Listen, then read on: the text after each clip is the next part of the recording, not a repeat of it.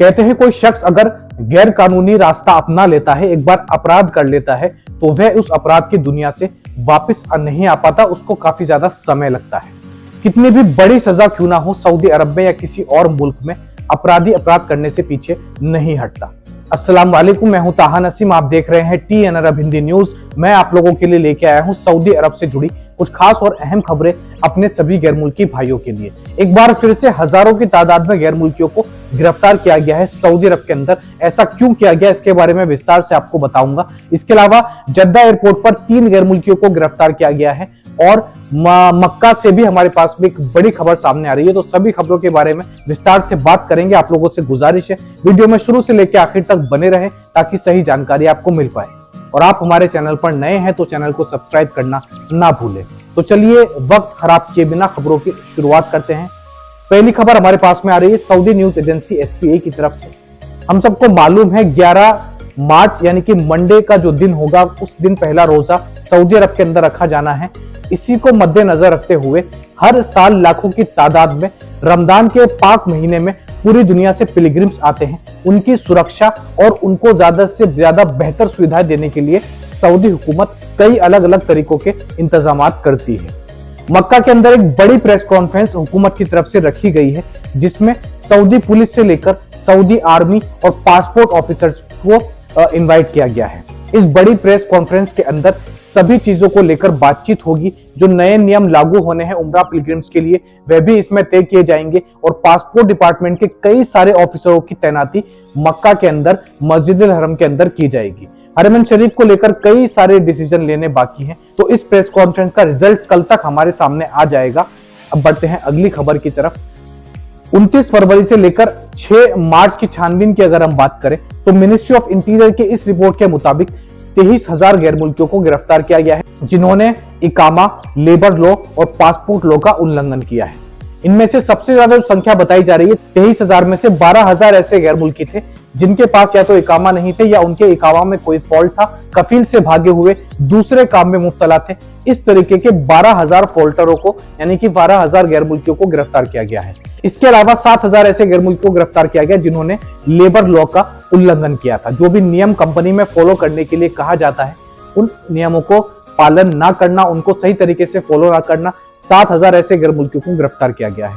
1500 ऐसे गैर मुल्कियों को गिरफ्तार किया गया है जो कि सऊदी अरब के अंदर बॉर्डर के जरिए गलत तरीके से एंट्री लेने की कोशिश कर रहे थे, यानी कि बिना पासपोर्ट या वीजा के जो मिस्र की तरफ से बॉर्डर आता है वहां से, या फिर जो बहरीन की तरफ से बॉर्डर आता है बाय रोड, वहां से एंट्री लेने की कोशिश कर रहे हैं। इन सारे ही गैर मुल्कियों में सबसे ज्यादा जो संख्या थी वह इथोपियन नेशनलिटी की बताई जा रही है। लगभग 70% इनमें से इथोपिया से बिलोंग करते हैं और 25% के आसपास यमनी नागरिक हैं और 5% में अदर कंट्रीज के लोग इसमें शामिल हैं, यानी कि 5% में इंडिया, पाकिस्तान, बांग्लादेश और नेपाल के लोग शामिल हैं। तो सऊदी अरब के अंदर मिनिस्ट्री ऑफ इंटीरियर की तरफ से भारी चेकिंग चल रही है और हर हफ्ते हजारों की तादाद में गैर मुल्कियों को गिरफ्तार करके उनको अपने मुल्क वापस डिपोर्ट किया जा रहा है। तो आप के भी कामा में अगर कोई फॉल्ट है तो उसको जल्द से जल्द ठीक करवा ले। अब बढ़ते हैं अगली खबर की तरफ। अगली खबर हमारे पास में आ रही है ज़कात, कस्टम एंड टैक्स डिपार्टमेंट की तरफ से। जद्दा एयरपोर्ट पर 3 गैर मुल्की सऊदी अरब में एंटर किए। चेक इन के बाद में, सिक्योरिटी चेक के बाद में, जब वे एयरपोर्ट से बाहर निकलने ही वाले थे, जो सिक्योरिटी फोर्स होती है उनको उन तीनों गैर मुल्कियों पर शक हुआ। शक होने के बाद उनको जब हिरासत में लिया गया, जब सिक्योरिटी चेक के लिए वापस से बुलाया गया, पूरी तरीके से जब उनकी छानबीन की गई तो उनके पेट के अंदर से लगभग 3 किलो कोकेन, 3 किलो नशीला पदार्थ पाया गया है। तीनों शख्स को मिलाकर जो क्वांटिटी बरामद हुई है नशे की, जो ड्रग्स की क्वांटिटी बरामद हुई है, उसकी संख्या 3 किलो बताई जा रही है। इन्होंने अपने पेट के अंदर छुपाए हुए थे ये नशीले पदार्थ और उसको स्मगलिंग करने का पूरा इरादा था सऊदी अरब के अंदर। तो कस्टम, टैक्स, ज़कात डिपार्टमेंट के ऑफिसरों ने इनको गिरफ्तार कर लिया है और फर्दर पूछताछ के लिए इनको सऊदी कोर्ट में अब पेश किया जाएगा। उसके बाद इनकी सजा तय होगी। तो पैसों के लिए लोग क्या नहीं करते, सऊदी अरब जैसे देश में भी इस तरीके के इलीगल काम खुलेआम करते हैं। अगली खबर हमारे पास में आ रही है अमेरिकन न्यूज चैनल CNN की तरफ से। दरअसल चाइना का एक एरोप्लेन जब बीजिंग के लिए उड़ने ही वाला था, फ्लाइट नंबर CG8033, तो उसमें एक ऐसा वाकया पेश आया जिसकी वजह से उस प्लेन को 4 घंटे के लिए रोक दिया गया। बड़ा ही अनोखा वाकया यह पेश आया है। उसमें बैठे एक पैसेंजर ने ऐसी हरकत कर दी जिसकी वजह से फ्लाइट को 4 घंटे लेट उड़ना पड़ा। एक वीडियो सोशल मीडिया पर वायरल हुआ चाइना के अंदर। यह वीडियो बाहर नहीं आया है, जिसमें उस एरोप्लेन की जो एयर होस्टेस थी उनको उस पैसेंजर से बातचीत करते हुए रिकॉर्ड किया गया, उसकी वीडियो बनाई गई।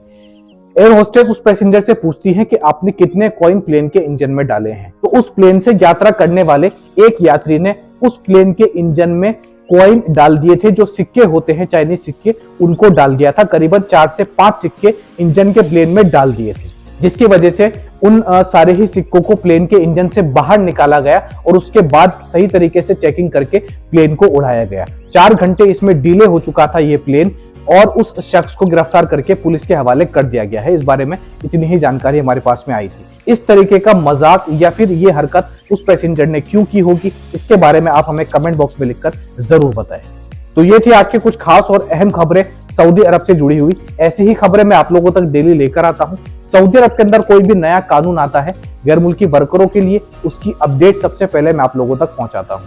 वीडियो पसंद आई हो तो वीडियो को लाइक करना ना भूलें, और आप हमारे चैनल पर नए हैं तो चैनल को सब्सक्राइब भी कर दें। मैं ताहा नसीम अब आपसे इजाजत चाहता हूं। इंशाल्लाह कल आपसे फिर मुलाकात होगी नई और ताजा खबरों के साथ। तब तक अपना ख्याल रखें।